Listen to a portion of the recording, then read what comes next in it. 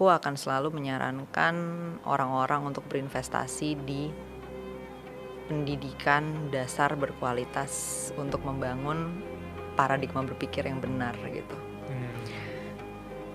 Karena pada akhirnya ketika kita punya sumber daya di tangan kita, kekuasaan, pilihan, apapun itu, semua itu filternya adalah penalaran kita nih gitu. Itu kan sebenarnya input ya, masuk ke dalam otak kita, diproses oleh penalaran baru menjadi output, bentuknya action dan segala macamnya gitu. Nah, kalau misalnya kita bicara mau berinvestasi di hal-hal lainnya gitu ya, aset-aset segala macam, pilihan investasi itu semuanya disaring lewat penalaran kita gitu. Iya, benar.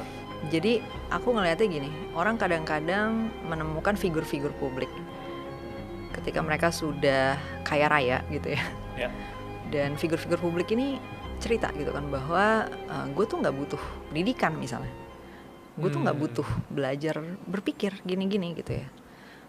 Nah padahal dia tuh nggak tahu seberapa proses berpikir dia berpengaruh dalam proses dia gitu. Kan dia kan nggak meneliti tentang itu kan. Benar juga Dia sih. kan nggak ketika dia proses, dia nggak meng-capture setiap titik milestone-nya dia itu dan dicek, lu di sini kenapa gini, kenapa actionnya ini, kenapa pilihan ini. Dia nggak bertanya itu gitu.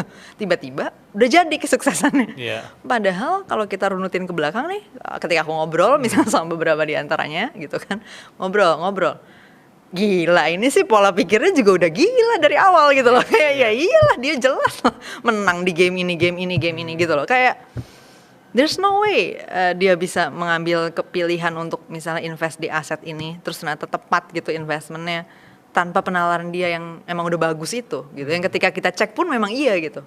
Logikanya memang udah solid gitu, hitung-hitungannya gitu kayak matematika dasarnya udah gila gitu, bagus banget dia bisa ngitung probabilitas kayak gitu.